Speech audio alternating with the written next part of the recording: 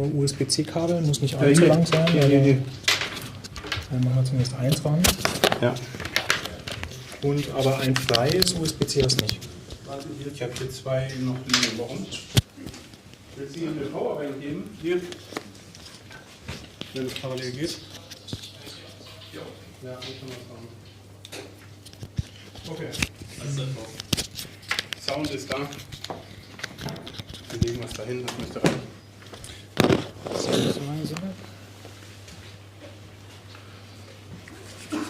Schönen guten Abend.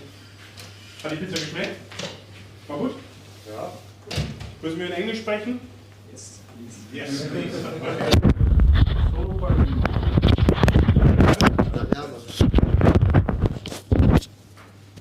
Ja, so einen habe ich doch auch.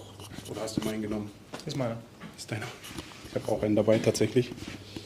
Können wir das vorher nochmal hier? Da geht mein innerer Monk durch. So, Thomas? Thomas checkt den Ton. Sehr schön. Das passt irgendwie zusammen. Schönen guten Abend beim Azure Dev Meetup. And now I'm switching to English. Good evening at the Azure Dev Meetup Munich. Welcome to our very first meetup this year. And I'm very happy that we are again hosted by Nordcloud, and they are also providing us a fantastic talk tonight. And as you can see, the guys are already prepped, so we will just start over. Just a few housekeeping things. Do you want to have questions in between or afterwards? Afterwards. So questions afterwards, make some notes. And we're going to have a second talk here, and I'm really pleased to have David here. He's going to takes the second session on, and he will introduce himself as these guys will introduce themselves as well.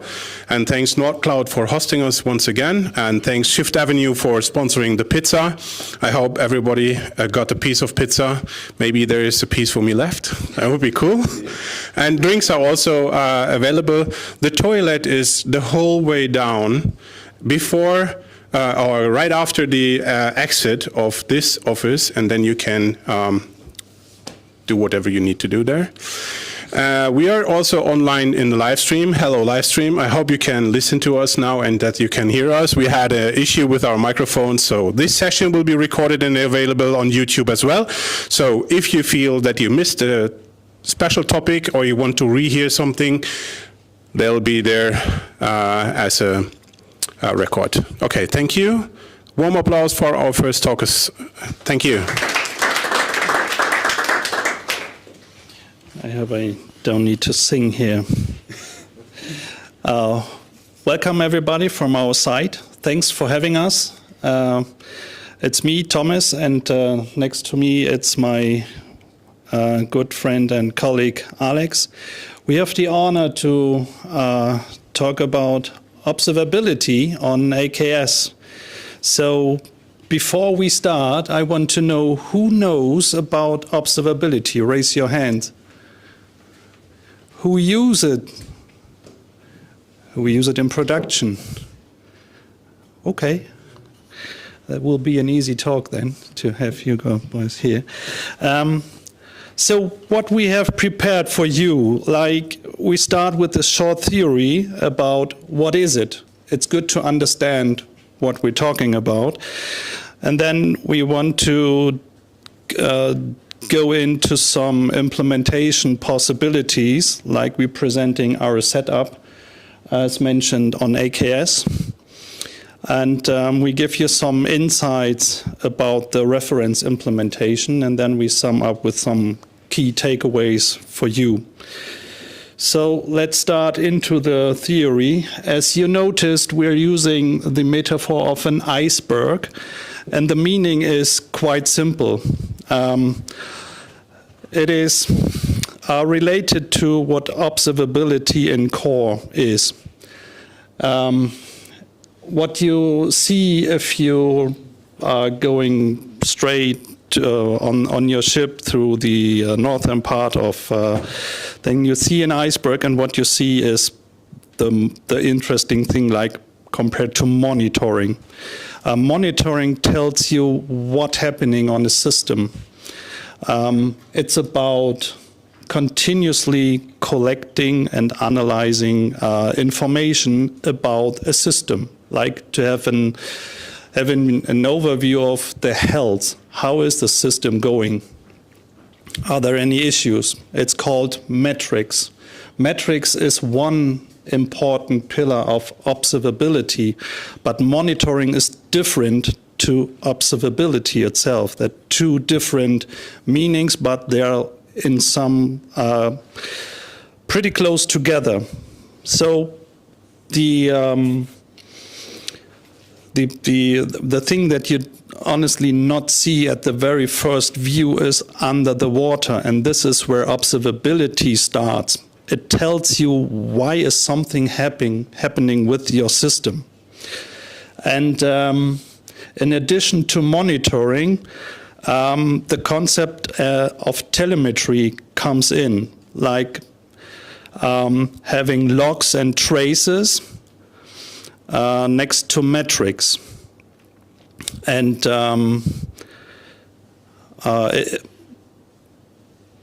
you do it then to combine these three pillars in a certain time interval, which creates a 360-degree overview of your system, like having the full iceberg in view. And you do it to solve performance issues smarter and faster, because you have the full overview, not only a part. Everything is projected in one view. We will see that later on in our live demo. You can break down team boundaries, because it depends on the organization, but it's often that you have shared responsibilities in different departments, like, hey, I need to have log files. Yeah, please go to the admin team. Or there are some boundaries, and that is sometimes very hard to find out what is the root case of an issue on a system. And in the end, you do it because you want to deliver a great user experience to your customer, to provide a well-balanced infrastructure to performance. And one note on telemetry. Telemetry is the automated collection and transmission of data from a remote system. We will see that later on. What does it mean in taste? So, would like to go a bit a deep dive into the three pillars. Like, what is a metric?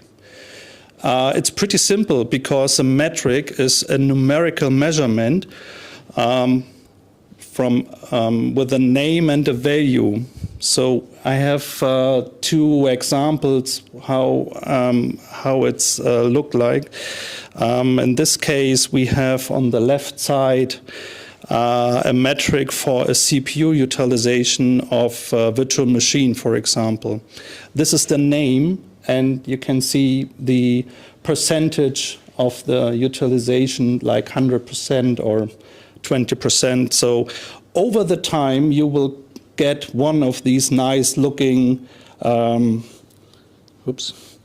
nice-looking graphs. And the other one is another example of memory usage of a system. This is a very common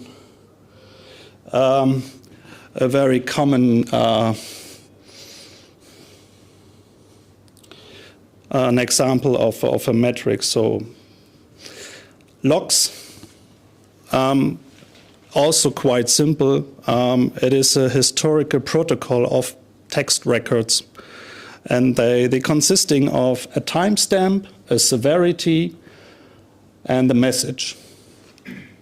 It depends on the use case or on the system, but you have different types of logs for different scopes, like application logs or audit logs, firewall logs, and so on. And now a bit complex things, traces.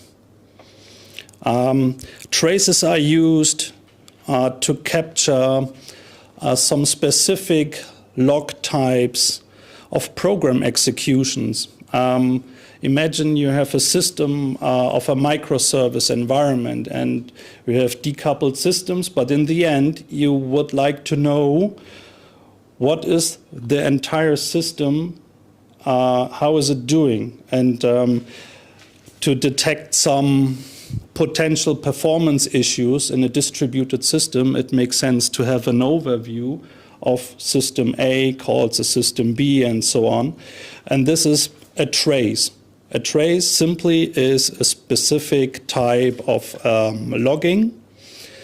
And I have a short example of how it's looked like. It's a name, you have a context, some key value pairs, and a start time and an end time, and a description of what's going on, like events. As a building block of trace, there's come spans in. A span is a child of a trace, and it is used to monitor a different or a sub-portion of the overall process. We will see everything together in one of these pictures. So this is an example of the Azure Application Insights, and you can see here a map of a distributed system. You can see dependencies between a system and a system that is called by the parent. In the end, you have a chain of a request and a response. And you can see in every node in this graph, are there any issues? You can see something in red on the side, so this is an indicator that there's something wrong in your distributed system, for example. And everything together helps you to get an overall view of your system to effectively handle issues. That's all about what is observability and core. And now, once we understand what it is, we would like to know how we can implement it. And here there is a landscape with some possibilities or for inspiration. This is the CNCF. It's like the Cloud Native Computing Foundation. This provides an overview of graduated, for example, projects for different categories. In this case, I've highlighted in purple the open source technologies we're using for our use case. But there are also in orange highlighted some cloud vendor, some cloud native solutions like Azure Monitor, or some third-party tools like Datadog. It's good to have this in mind when it comes to how to implement observability.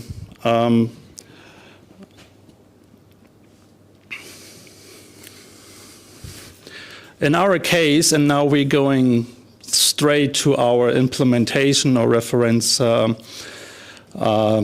set that I mentioned earlier.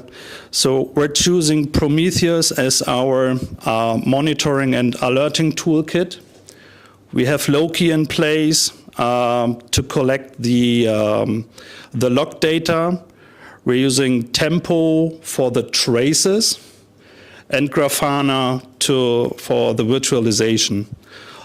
All in all, it's based on open source technology, but this is just one option to implement it. How do we implement it? So, On the upper side, you see the AKS cluster. It's the Azure Kubernetes service.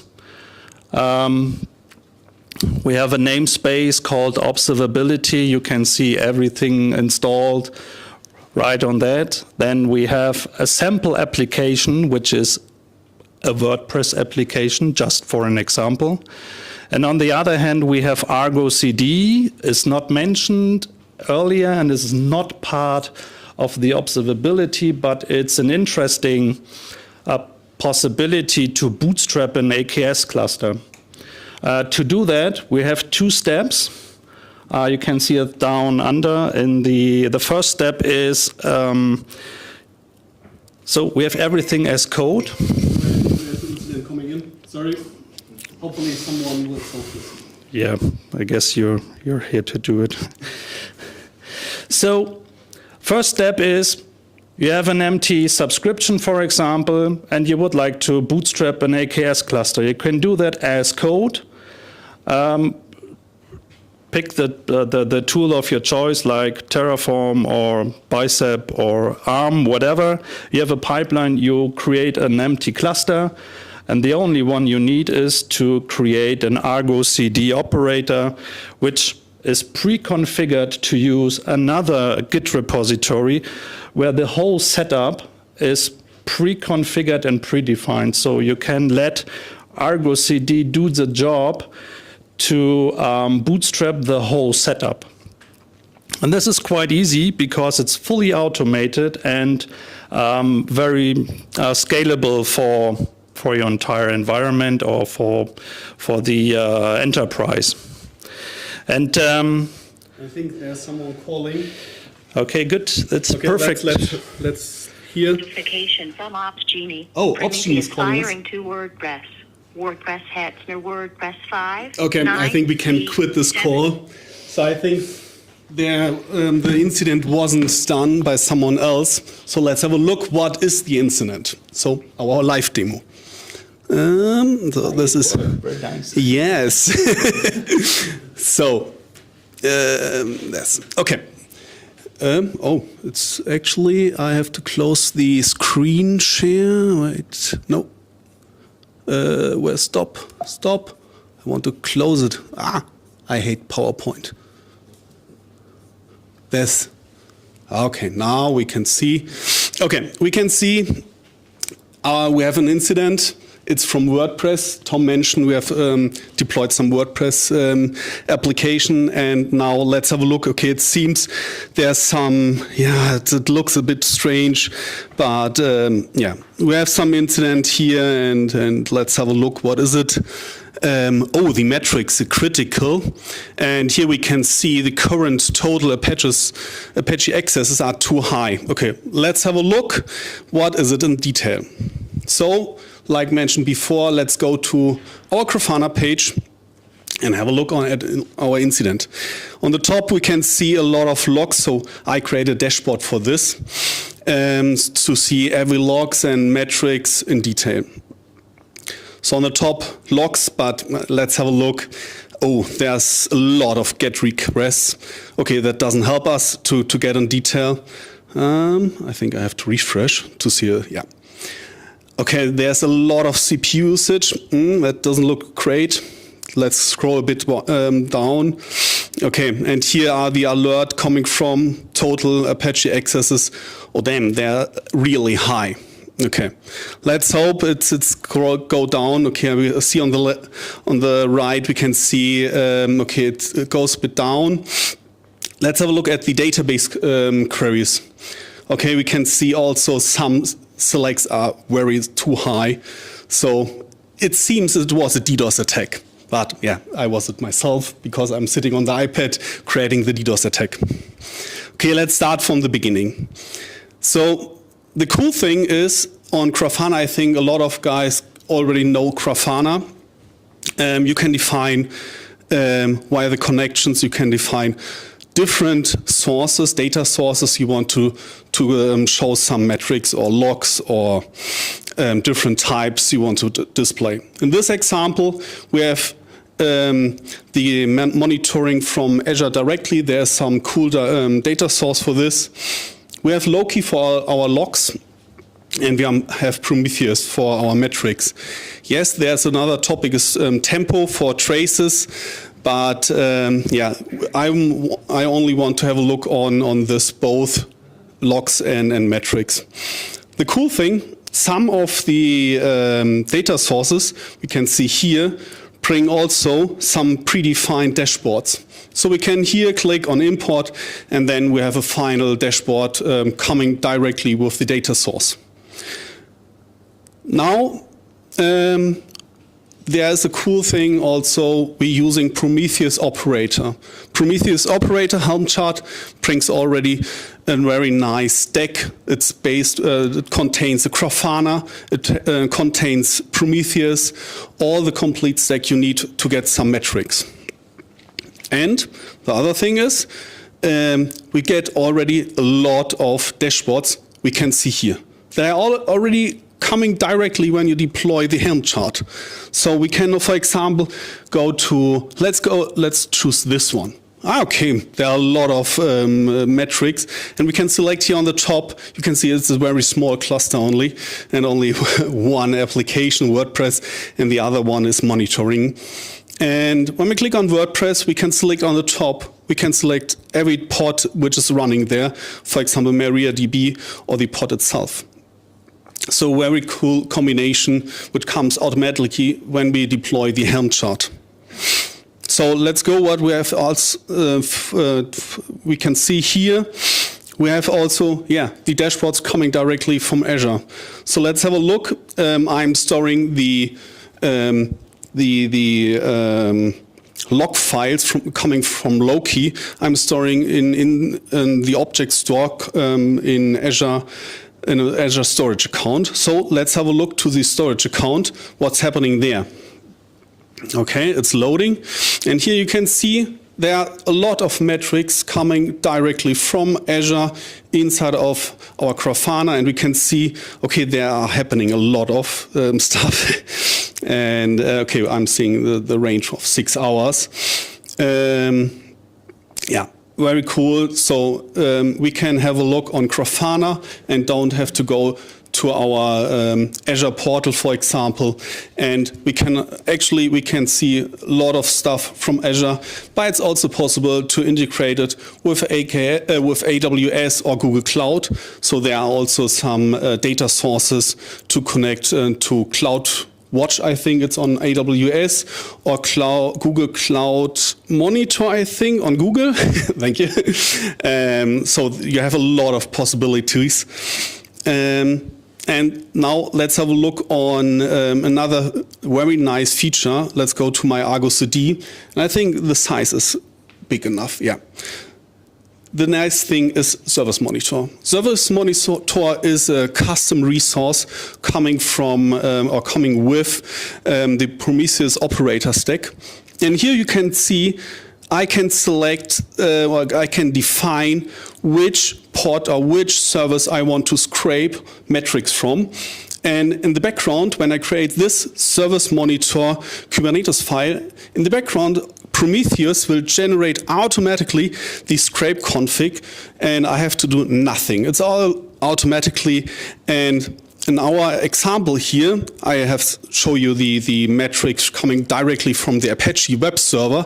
This is inside of the pod. I have an exporter to see the metrics. And I've defined some Service Monitor for the Apache web server, and the Service Monitor is also implemented already in the WordPress Bitnami Helm chart. Very cool feature, and I found out that a lot of Helm charts had integrated this Service Monitor, and it's very easy to integrate then everything into Prometheus.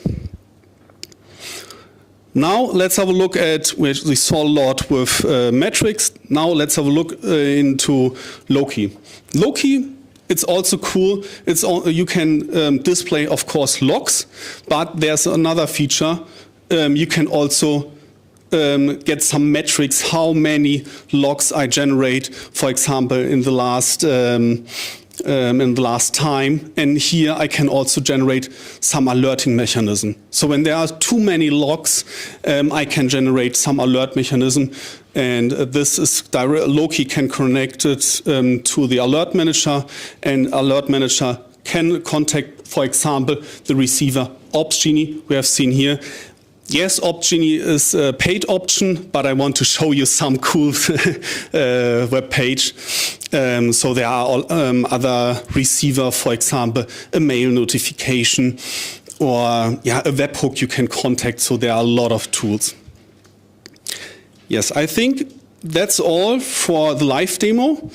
I thought my colleague can talk to the end. Okay, I will go to the last slide. So I have to think about what is what is there. Okay, let's have a short key takeaway. What we have we get some ideas about metrics, logs, and also about tracing. Okay, tracing only introduction, only not a live demo, unfortunately. What's there? Yes, you can see logs and metrics for a special time interval. I haven't shown, but you can see there, you can zoom into the Grafana dashboard to see it for one special period of time. And you have seen also the Cloud Native Computing Foundation, the big page. So a very good idea to have it all together. Yes. So questions and yeah. Can I disconnect this? I think it's enough. And I think I have to hand over the mic. So I will come to you. Yeah. Thanks for the great talk and also the great demos. I love it. And I have so many questions, but let's just start one. I mean, the observability is obviously super. But it also comes with a cost. So my first question is, how much does that cost in terms of computation, storage, networking, so that you got this demo? And I think it's just kind of like a small system you demo with that. If I have a large Kubernetes cluster, or then I assume there will be agents or something like that collecting all with this telemetrics, and maybe a sidecar for every of these ports, stuff like that. So what's your experience at the end? 20% of my computational resource is coming to this or something like that? Okay, first of all, why do we have this idea to host some such a solution? So my customer has a Kubernetes cluster, AKS cluster, and we have the problem. Okay, I go to the front. That's the zooming is the camera is working in, and they have a very big AKS cluster. And then they send all compute insights, container insights directly to a log analytics workspace. The cost increases them, yeah. And then they ask me, hey, Alex, is there a way to go down a bit? Then we thought about, okay, let's have a look in the internet. And the solution is that we want to store the logs somewhere else. Okay, let's think about what is another solution to store logs. It's on a storage account, yeah, or a S3 bucket or something else, because log analytics workspace is very expensive. And another point is that you cannot filter logs, and you cannot define which logs should be sent to the log analytics workspace or to the storage. And with our solution, you have a full control and you can filter. So this is only the overview. To the cost, we excluded this for our talk. Sorry for that. But perhaps we get some costs here from. Nice. Okay. So we hear something about this in our second call. Yeah. Sorry for that. But at the end, one more. Yes, you need Grafana. This is one pod deployment. You have only one Loki instance, but it's in a distributed way, so you can scale it very good. And we have chosen a Fluent Bit, which is a very small scraper to scrape the logs directly from the hard disk.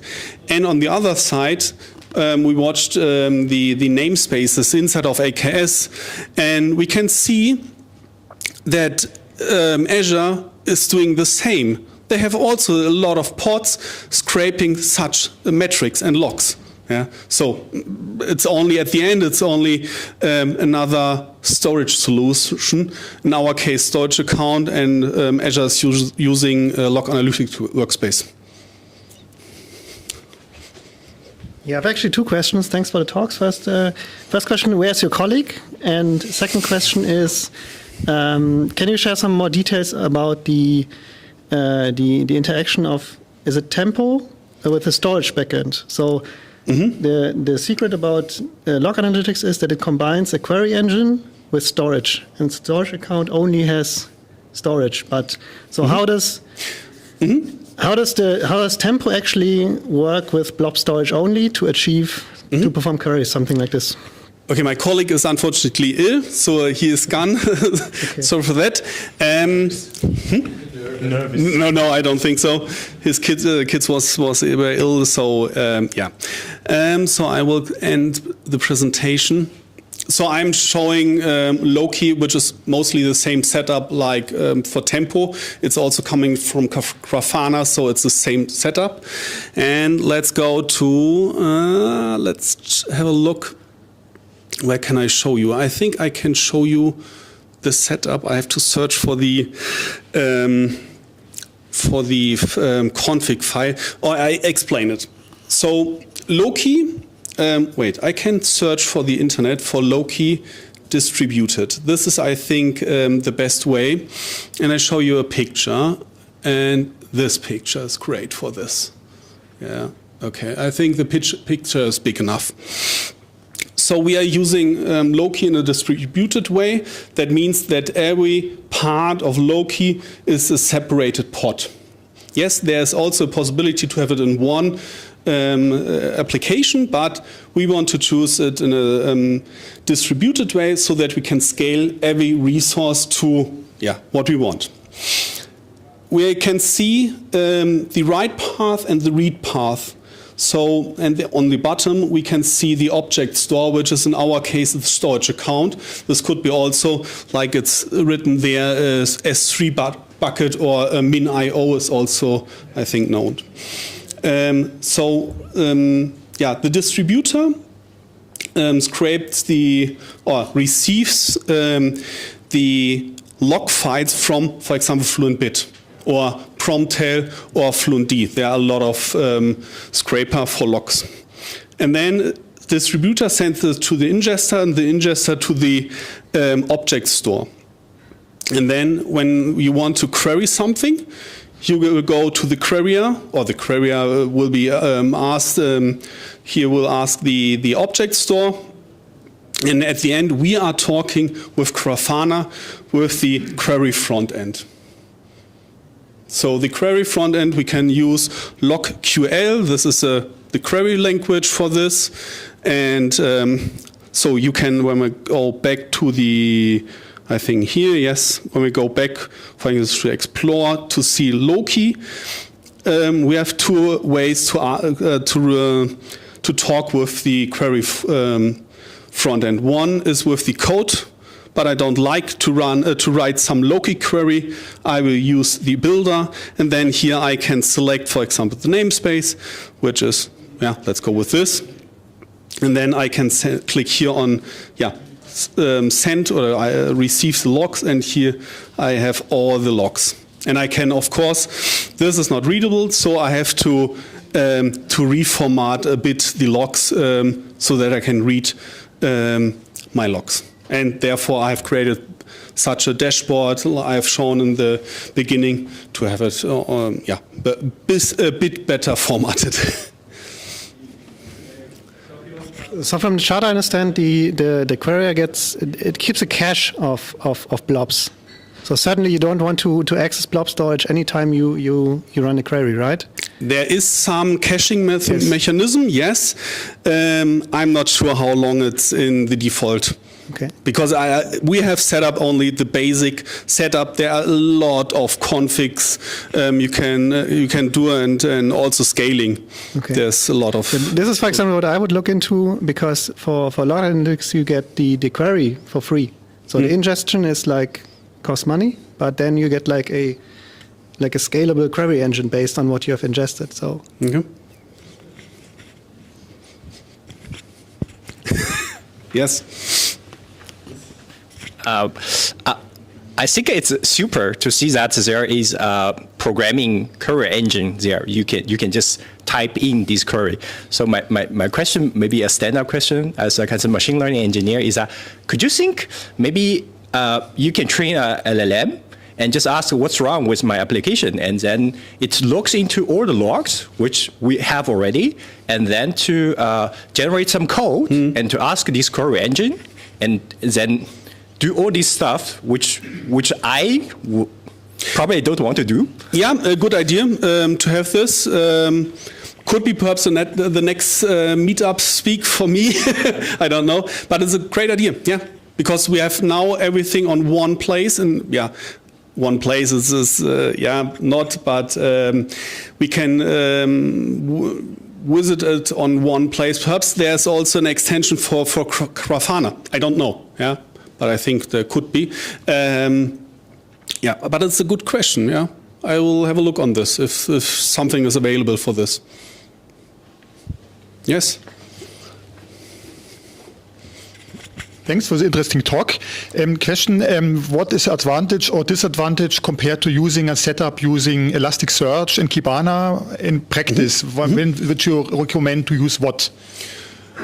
I think actually the Elasticsearch, there's also an open source or a free version, right?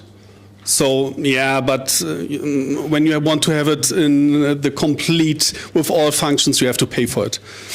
This is free. You can use it. You can scale it, and only it's. I think Elasticsearch is also a very big setup, and Kibana is. Kibana I think is only also something like Grafana, right or not?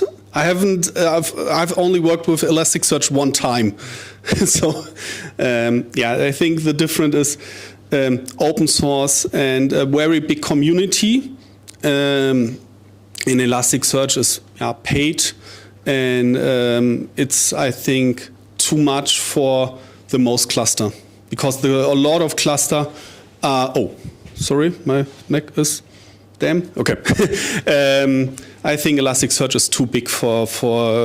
There are a lot of small cluster, and I think that when you want to use Elasticsearch, you need a bigger setup. But from what do you know, basically you could use both for everything. Also, there's no fundamental difference. Of course. You can connect, for example, FluentBit. You can also connect with Elasticsearch, and this is also possible. Yes. One more question. Thank you. This last one, then, please. Okay, no more questions. Nice. We got it. Yes. Awesome talk. Thank you. Yeah, thank you. Yeah. So let's have a 10 minutes cut break. Grab the rest of the pizza, please. Refresh yourself, get some drinks, and be back right in time to listen to David. Thank you.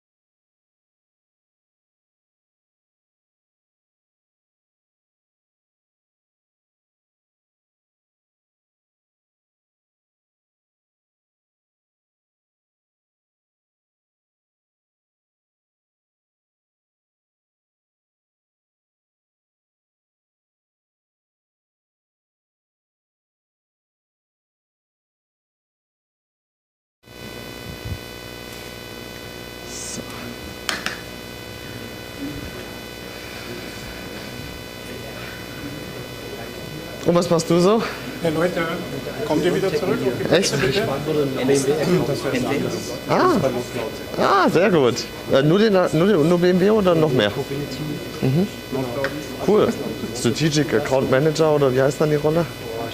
Das war Delivery Executive. Ah ja. Genau, weil ich eigentlich die Lieferverantwortung habe, habe aber auch Sales-Team, so dem Partnermodell. Ja. Und genau, Delivery-Verantwortung. Also ich musste selber auslöffeln, was ich vorher großspurig verkauft habe. Was Sehr gut, ist, das ist gut. Ganz verrückte Sachen. Ja, genau, ein bisschen vorsichtiger. Wir können alles. Ihr seid online? Achso, hast du. Ja. Achso, okay. Okay Leute, vielen Dank, dass ihr wieder da seid. Ich begrüße jetzt den David Nevis an meiner Seite. Das ist zufälligerweise auch der CEO für die Firma, für die ich arbeite. Und es ist mir eine Freude, ihn heute anzukündigen mit seinem Thema. And I'm switching now to English as I remember you are not capable to. So I'm happy to announce that David is now taking over the stage for his talk about why are cloud costs exploding and how can FinOps culture be implemented. And David is in a double role here because he's my boss as well. So he's the CEO of Shift Avenue. And I want you to make a loud, warm applause for him so that he can start off. Thank you. So, thanks for having me. So many people. I'm really surprised. I mean, have you seen the topic? FinOps cost. I think this is not interesting for developers at all or for people who are hands-on. So this is actually a very interesting topic. I will dive you today in the rabbit hole of the thoughts and ideas of an IT manager, also what you can do as a tech guy, also about FinOps in general. And we have a lot of input, so I will directly start. Who am I? So I am David Nevis. I'm a typical millennial guy. My first computer was a C64. And I'm 15 years in IT industry. I've been in many companies. I started as a developer, was a consultant. I've been working at Microsoft for 2.5 years. I've been working at Google as a program manager. And then I have been also leading IT teams, where I was also the head of IT at MediaMarkt Zettel. This is also the time where I was in the pain of managing the costs. Wonderful times. Today I'm leading Shift Avenue. Shift Avenue, who are we? We are a pack of amazing people. All of the tech nerds you can imagine. Typically the people in our company are the guys speaking on stage. I mean, Ralph is on the room aside, so yeah, you can think of it. We are focusing on cloud, data, cybersecurity. I'm personally focusing a lot on cloud and cybersecurity. I'm also familiar with incident response, unfortunately, and we try to build up a cool environment where we have fantastic people and we can provide great value to customers. This is how they look like. This is me. Where's Ralph? Ralph is gone. Ralph, yeah, and a couple of more. So this is us. Agenda. So today, a couple of topics. I will not stop any time more. We start with the topic: why are cloud costs exploding? So everyone is moving to the cloud, or has been moving to the cloud. Who is not in a migration program here? Everyone is moving to the cloud. Why? No one knows. Everyone wants to save costs in the cloud, but what are you not going to do in the cloud? Saving costs. Yeah. Cool. So why are we actually moving to the cloud? So I don't know if you still know the times when you have been in a meeting and you have been mentioning the word cloud. They have been killing you, sending you out of the room. Cloud, this is nothing that we want to do here in Germany. We are in Germany, we care about our data, we care about our privacy. You will not do this. This was like 8 years ago. Then everything changed. Everyone needs to move to the cloud. Let us move to the cloud. Why? We don't know. Cloud first, this is how we want to do it. We migrate everything to the cloud. Very likely we will be saving costs. Why? Let's see. And then it was this time. The managers was like, let us save money. CapEx, we don't want to have CapEx, we want to have OpEx costs. This is how we want to do it. Yeah. So what happened was this. We had fantastic total cost of ownership comparison calculators. This is so cheap in the cloud. You just run free application servers and look at the costs. They will be just reducing to a minimal amount of nothing. How does the reality look like? And I have a fantastic picture here. Looks like this. And this is something that managers don't want to understand, didn't understand, or even didn't know about. So let us have a look at it. Okay. Many bars. Okay. We start here on the left. We start with the on-premises costs. The on-premises costs are the initial costs. Then we start migrating to the cloud. So we have migration investments. The migration itself costs money. You need to migrate. I need someone who migrates the stuff. The costs in the cloud cost money. So you have now two environments running in parallel plus the migration. So when you look at the plain numbers, you will do everything. But saving money in the first 3 years is not the thing you're going to do. The only thing you're going to do is you are migrating a lot of things. But why are you actually moving to the cloud? And I'm explaining to my customers always, hey, you are not migrating to the cloud to save money. You should also move to cloud native. You should increase your maturity.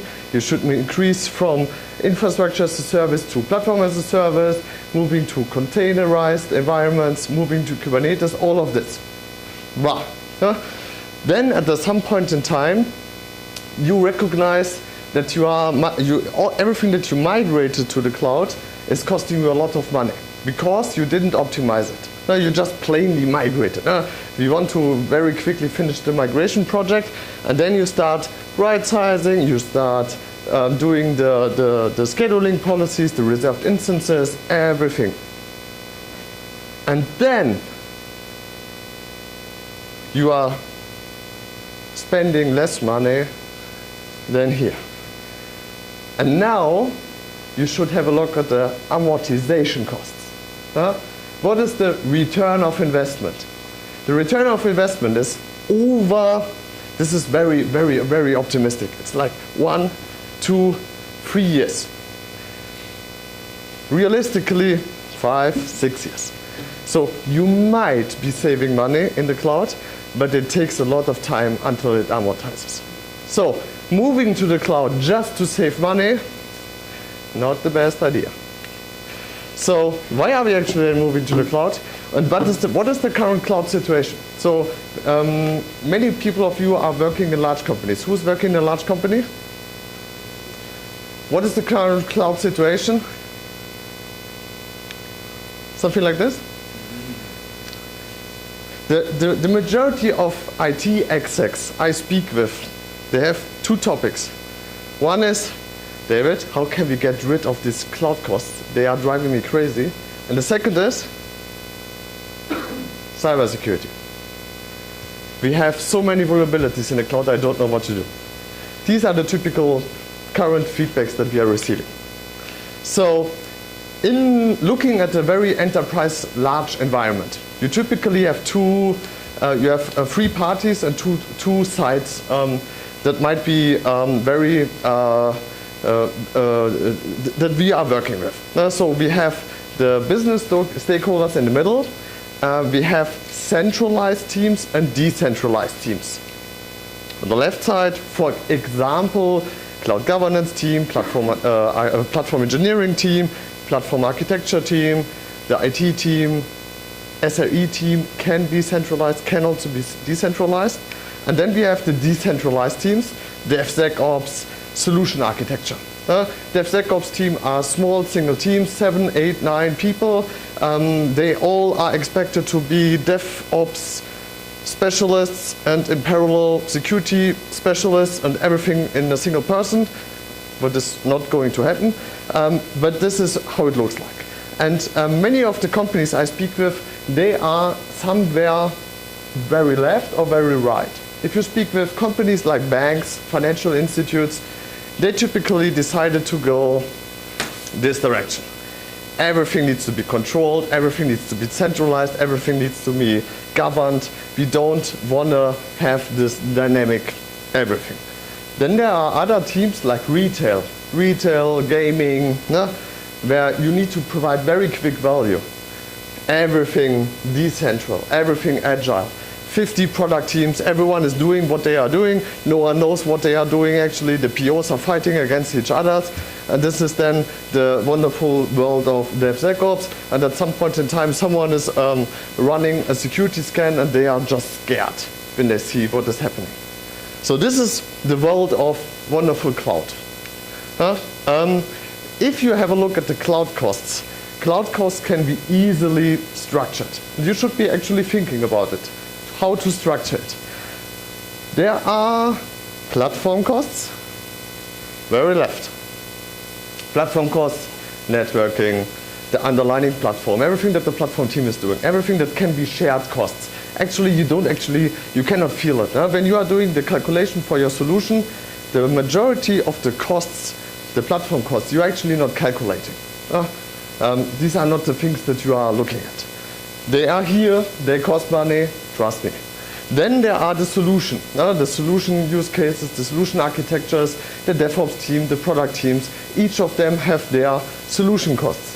Each solution is having fixed costs, variable costs. You mentioned there needs to be a Kubernetes cluster running. It is always running, fixed cost. Pods scaling up and down, variable cost. Ta-da! Simple. And this is measurable for each team. So you know for each team, these costs are always there. These are the variable costs. This is the volatility, and this is how it looks like. In addition, there are also shared costs, like the costs which you need to map to everyone else. Observability, if you have like cross-functional observability, who is paying for this? Well, shared costs. You just map it, you try to do cross-charging, all the people are crying. This is how it looks like. So, picture clear? The underlining picture, dev, test, in prod. If you are not aware of these environments, think again, you should be. You should have at least 3 of them. So dev, test, prod. Integration depends. I mean, you can also deploy into production when you are very not risk averse. Okay, that's good. But if the option is calling you, then you will be very afraid. So this is it. All good? Still looking at the people here. FinOps. What is FinOps? Someone has already heard someone of this topic? Financial operations. Sounds crazy? It isn't. This is how the FinOps Foundation is explaining FinOps. FinOps is an evolving cloud financial management discipline and cultural practice that enables organizations to get maximum business value by helping engineers and so on. Okay? So, can we paraphrase this a bit? Cool. That's it. FinOps is a discipline on how to efficiently use IT. Efficiently means you just consume as much as needed. Not something that the developer does, generally. If you give a developer the possibility to ask between more and less, he will always pick more. More is always better.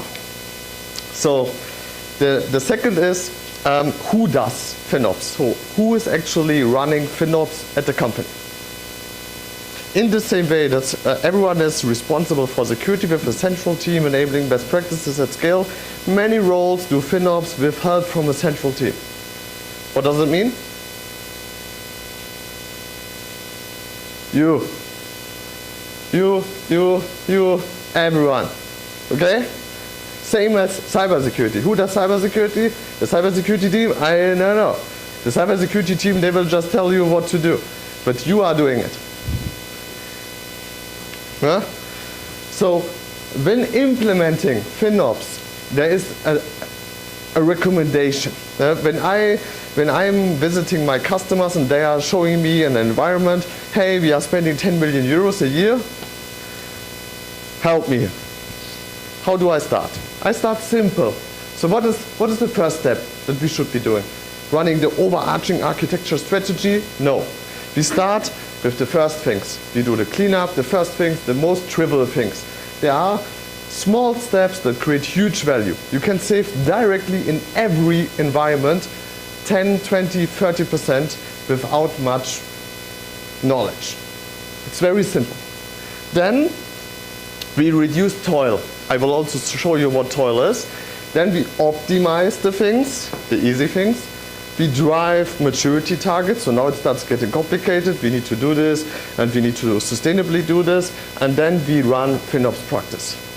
Expectation from a customer is, come here, stay 1 week, here we go. Reality, from here to here, 6 to 12 months at least. Because you need all to be trained to not waste money. And typically, when you are looking at an environment, everyone is wasting money. A lot. So what are the first quick wins? Let us get a little bit more technical. When I was working at MediaMarktSaturn, I needed to validate the growth of the cost. So when you are looking at a cloud environment and you have the same amount of solutions running, what is happening with the costs? The cost increase, right? Your topic? Log storage, messy. So log storage is increasing all the time. So we have 4 areas that are resulting in an increase of cost. One is organic. Organic means log storage increases, network increases, traffic increases, blah, blah, blah. So the typical things that accumulate over time, backups, and whatsoever. Inorganic, new services. So for example, hey, marketing wants to create a new dashboard, new service, new costs. This is fine because it comes with a return of invest. It's a new service, but you need to be in control of it. If you have like 20 teams and they are just creating new services and no one actually approved it, the costs are going to explode. Simple. Then, now we are getting to the topic which are very painful, especially for developers. Optimization. What is optimization? What can be a topic of optimization? Reduce costs, shutting down instances if not needed. Shutting down. Good, good. Yeah, this is a good example. More? Yeah. Typical scan is. Apologies. but the typical environment, do you know how it looks like? You do a scan, 90% over provisioned. Wow. Why? We wanted to be safe. It should be running. We didn't want to call by option, just in case. And then we have toil. What is toil? In SRE, in the SRE speech, it is repetitive tasks. What might it be in FinOps topics like? Yeah, good one. What else? What did you build up today? A demo, yeah. Sandbox, everything like this. So everything that is totally waste. No, it is not necessary, you don't need it. It is just there because someone forgot it. Well, not good. So let us have a look. So we are doing now the first things. The first things when you are looking at the cloud environment should be, you should be knowing what you are running. So one of my customers was like, yeah, we have here the cloud environment. I was like, okay, cool. Are you able to map your services to people or to teams? No. Okay, I was like, okay. How do you actually want to know if this is still relevant or not? So the first thing you need to do is you need to label it to be able to cross-charge it. Labeling can be many different areas. It can be, is this production, is this in testing, is this development? This can be labeling. It can also be regarding the solution. So this is mapped to my Grafana, to my observability solution. This is mapped to my productive solution, etc., etc. And it can also be mapped to domains. It can be about sensitivity classes, for example, security, data classification. This is running GDPR topics. This is running non-GDPR topics. If this is getting breached, the hell is in fire. So these are the things you should be doing in the labeling. The later you start doing labeling, the more painful it will be. Obviously, because you need to run after people, no one wants to do it, no one knows anything, and at the end you will have like 30% which is not labeled and you need to just cry. And the next step is cost allocation. You need to allocate the costs. Obviously, you need to create dashboards. You need also to get the feeling, are you wasting the money in development environments, in test environments? Where are you actually spending the money? And then also managing anomalies. What could be an anomaly? I have one example which is fantastic. 50K spent over one weekend. What happened? Yeah, Kubernetes cluster not patched. No, not patched, breached, and crypto miner. 50K in 2 days. Congrats. This is one example that can happen. This is an anomaly. It can happen by your error, by mistaken, or it can be through coincidence or through attack. In this kind, it was a compromise. So you should definitely have budgets, you should have automation, you should have monitoring. At the point in time when you have anomalies, there should be the alarm bell ringing, like here in the example, and you should have also automatic response, containment. When you are spending more than 5K or spending more than 200% more, you need to shut it down without human interaction. So this is how the simple things are. How does tail grow? On the left side, new services, AI, vision recognition, ooh, cool. On the right side, what money? I don't care. I will just do it. No one is asking me to do so. So this is what happens in many, many environments, especially in DevOps teams. I mean, apologies for blaming the developers, but and then how can we actually reduce now toil? So toil is everything that is totally unnecessary. The simple things. We have a look at the playgrounds, the sandboxes, so we check. Hopefully we have labeled the whole environment and then we can shut them down, we can do the scheduling. Sandboxes don't need to run at night, like development environments as well, but this can be tricky, but these ones definitely not. And then one topic you should be aware of is orphaned resources, so resources that are not connected to any resources anymore. The wonderful example that I have is I identified backups in the size of 500 terabyte because they were backupping the SAP machines into nowhere, and this hurt very hard, or it feels very good if I can go to the customer and say, hey, I spent you like 200K a month. And they were like, okay, cool, how? No, I just was cleaning up your environment. Then obviously storage logs, retention times is a good thing to think about, and then also mitigating accidents, and also trying to reduce developers who are actively wasting money. So in many, many environments you have these playgrounds which are creating like 10K euro a month, and you really want to evaluate if this is necessary. So for every use case you are running in a cloud environment, you should have an ROI, a return of invest. There can be a return of invest for playing around. Is this return worth 10K a month? Different question.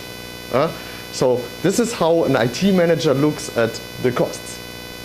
Then why is optimization required? I mean, it's obviously developers will always go for more. So this is the typical thing I'm always seeing. Luckily with Kubernetes clusters it is not that hard, but if you are looking at data environments or infrastructure as a service environments, they are tough because everything is oversized. Everything.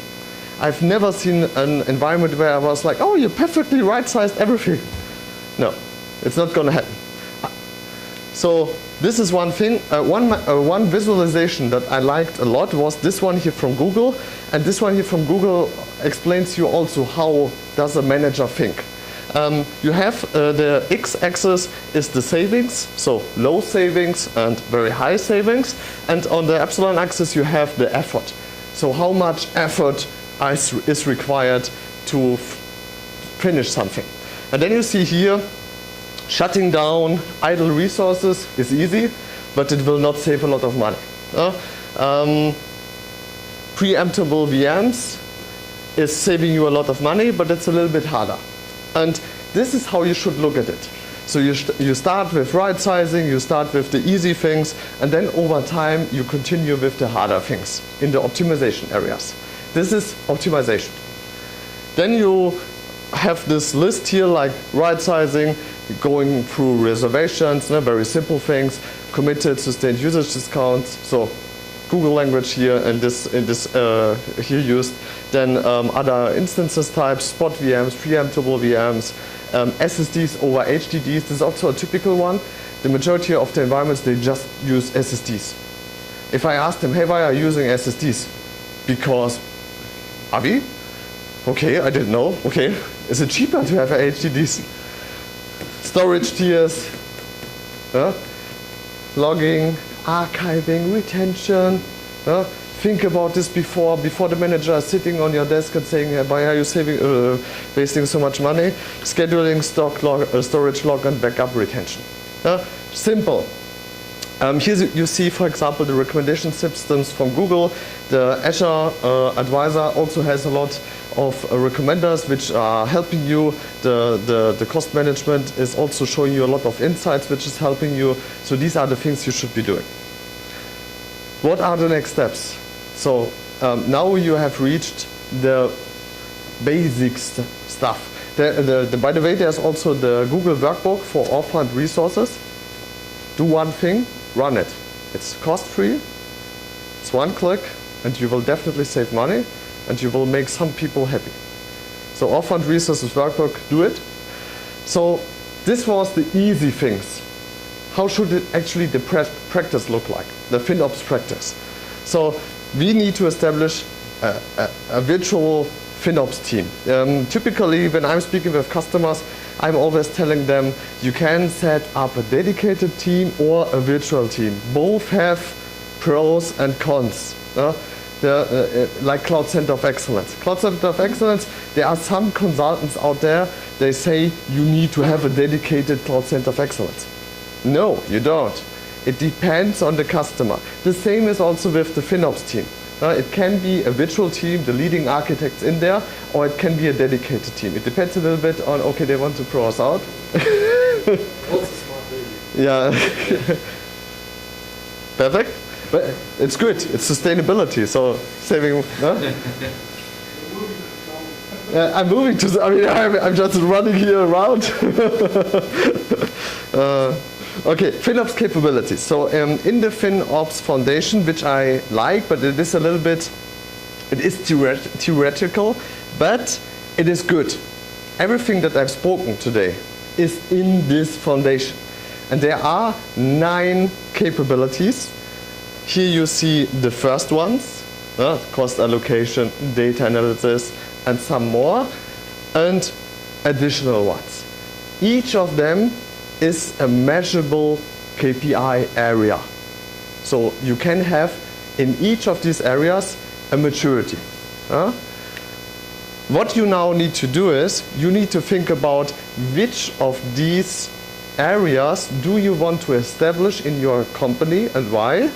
How do you actually increase your maturity objectively, and how do you visualize your maturity?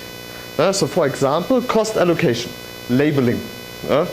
Labeling on a level of automation, is it good or bad, of adoption, of metrics, of process and knowledge. So these are the sub areas, and you can measure every KPI area in the sub areas. And what you will very quickly identify is that some of these things are good, the majority not. This is not untypical. Some or many companies already have cost allocation. So hopefully your chart looks like this or a little bit better. This would be my hope, but it can also be worse. Especially forecasting is very tough for many companies. And now you need to set up this maturity and grow it over time.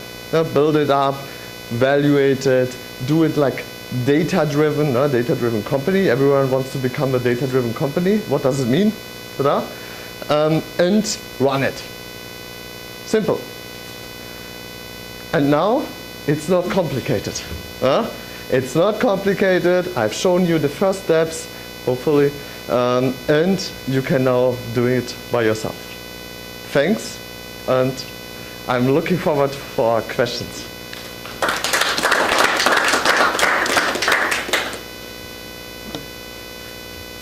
Everyone is shocked. Okay. You said like when a service uses X amount of cost or like has a spike of like 200%, you should just automatically shut it down. The question is how? Because like I found it surprisingly difficult to set hard limits in the cloud.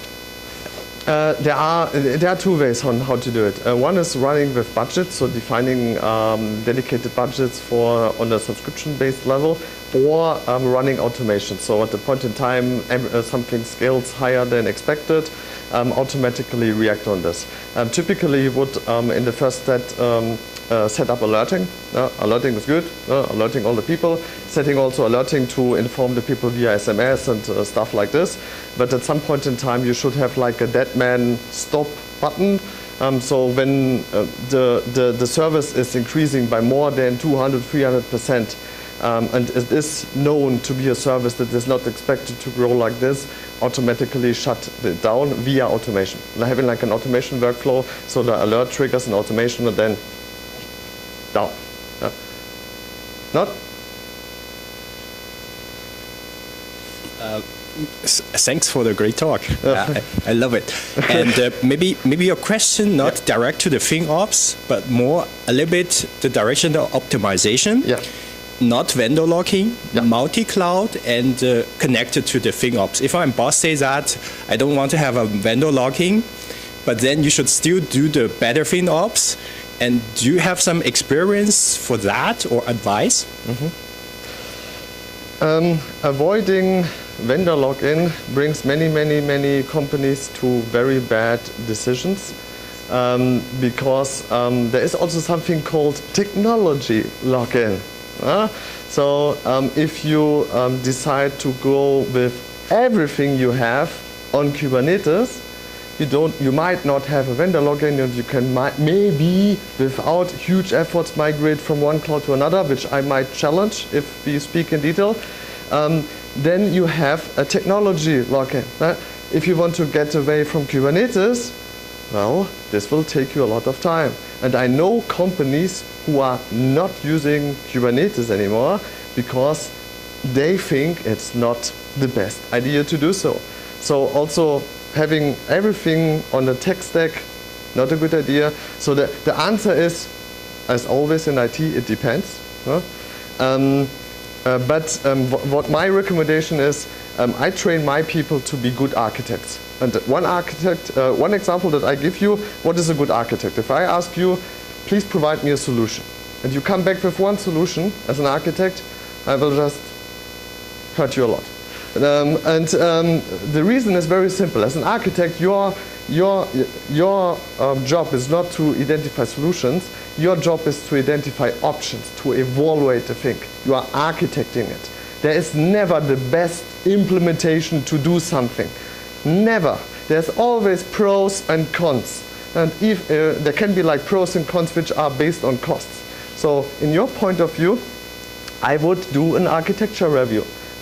Having everything on Kubernetes, avoiding the vendor lock-in, mitigates the vendor lock-in on a single cloud provider, but it creates a technology lock-in on Kubernetes. Is this something that is valuable? Maybe, but you need to objectively collect the arguments, make it present, and actively decide yes, no, and why. This would be my recommendation.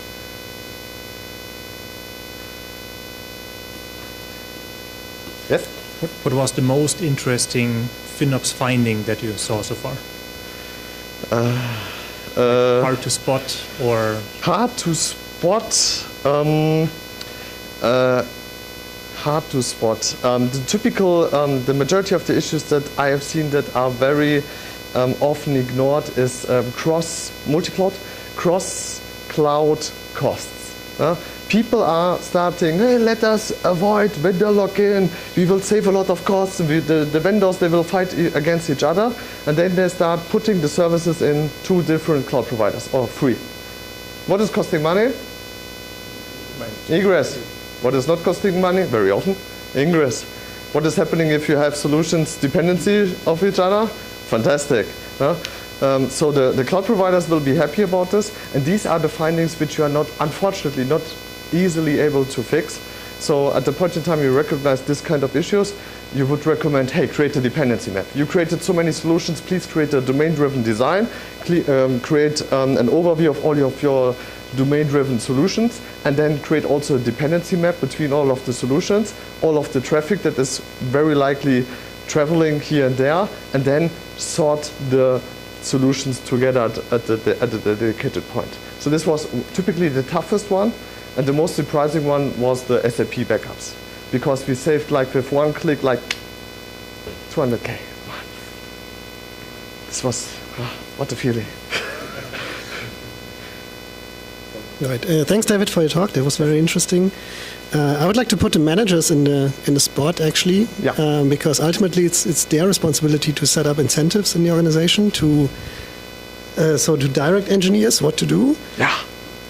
So the question is, can you share some practical measures for incentives which work, given we have like perfect labeling and perfect cost allocation and perfect transparency? This is a really good question. Thank you, first of all. So I totally agree with you. Now, I was a little bit mad to the developers. Apologies again. I actually need to be more mad to the managers because the managers, they are doing one thing very, very, very bad: cloud first.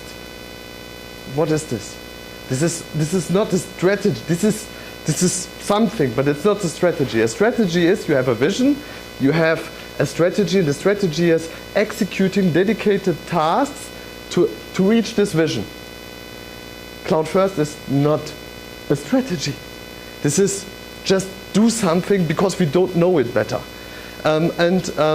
Managers need, first of all, to define the vision. Why are we actually migrating to cloud? And this can be because of saving costs, which is not a good idea, but it can also be to run cloud native, to be a data-driven company, to be agile, to have more, to be more flexible, to create more features in very quick time. This kind of the typical topics. And the managers, they need now to build up an operating model, which they don't. They say DevOps or DevSecOps. We are just putting you on a button, you are developer, operations, and security, and if you do something of these 3 roles, which typically are crazy to do a single one of these really good, then we will kill you. And it is totally impossible, and it's not even a good idea to think about that one team of 7 or 8 or 9 people will have one good security person. So a manager, I would ask a manager, what is the operating model of your company? And when they are not able to tell, like, we have like a dedicated platform team, they are creating like the dedicated tools for the developers are just using these tools, they are working in autonomy and not in freedom. What is the difference between autonomy and freedom? Autonomy, you have 10 tools and you can pick out of these 10 tools, apologies. Freedom, do whatever you want. What are the developer teams typically doing, or what are DevOps engineers typically perceiving? Freedom. We have like 60 monitoring solutions in a company, and people are asking, okay, what the hell are you guys doing? So incentives for developer teams would now be building up a data-driven company, measuring the costs of the teams having like a dedicated forecasting and then building up KPIs. Very simple. So you have, for example, a team. They should be able to measure the fixed costs and the variable costs, and then giving them like the scale. So they should be forecasting. And the KPI is how much difference do you have against your forecast. Some teams are dependent on external events. For example, if you are in retail and you are the product team and the product costs are exploding, you will be happy, nevertheless, because you are creating a lot of sales. But you should have KPIs to measure it. One really good KPI to measure the cost efficiency is cost per request. And then you put like cost per request for one request, then you have the fixed cost per request for 1 million and for 10 million. And if it goes proportional, then you are doing something very bad, because you are not using caching, you are not using any kind of modern architecture patterns that are reducing the cost. If it's going exponential, you are doing everything bad, and if it's logarithmic, then it looks more or less okay. So this is how you could measure it, and then also putting similar teams, Kubernetes setup, typical setup, a typical API endpoint, nothing special, very similar products. You can compare them. So you have the KPIs based on SRE, for example, and then you validate, hey, are they having the same level of KPI maturity or not? So this would be the incentive. And in these KPIs, there would also be cost KPIs, security KPIs, incidents, how many incidents did you create, all of this. And then you would say, hey, here's a leaderboard. You don't want to be the top one because these are the ones which are very expensive. And then you create like these incentives. Does it make sense? Yeah, makes sense. So, yes. Have you ever experienced that such a KPI is back to a bonus? Kind of, yes. I have implemented a bonus if you save with one action X amount, you receive X euros, so a percentage of it. So I had out of the sudden many people who were searching for, yeah, exactly, for toil, and finding toil everywhere, which was good for both sides. They were motivated, we were saving money. Without oversizing the environment before. Yeah, exactly. This is something that we check. We are also engineers. No more question? No more questions? So I'd thanks love for to argue with you about some of your statements, like architecturing and stuff. It is always something related to requirements. We have to, so apologies if I'm jumping in there, but architects are always related to their requirements. And if they come up with a different solution, which is, on their opinion, the better one, they have to have a real good reason for that. Because usually one comes over and says, hey, these are the requirements, what are you doing there? Exactly. We have to think about that as well. So it is not so easy for an architect to come up with different solutions. Usually you're bound to straight requirements. This is one of the first things. And but with the most of what you've said, I would say I agree completely, 100%. Luckily. So if there are no more questions, I would love to thank you. Thank you. Applause. So that was a great eve. Let me teaser you something. So within 18th of April, we're gonna have we're gonna have the global Azure, which will happen here, thanks to NordCloud. And at the same day, on the eve, there will be the highway to Cloudland party bus around here at the backstage. You're going to see that on our meetup page in short time, so you can sign up there, get a free ticket. Hurry up, there are just 35 tickets, so we do not have that much space at that eve. Okay? On the 19th, if you missed the Munich one, you can come to Rosenheim, to all our visitors from outside, hello, just bear with us. We're going to have that link for you ready until the colleagues are raising their meetup for that. So these 3 events are pretty important. And then what you should watch out for is the Microsoft AI Tour, which will happen in Berlin. If you can, jump in there. And one more thing, the European Cloud Summit will happen this year in Wiesbaden in May.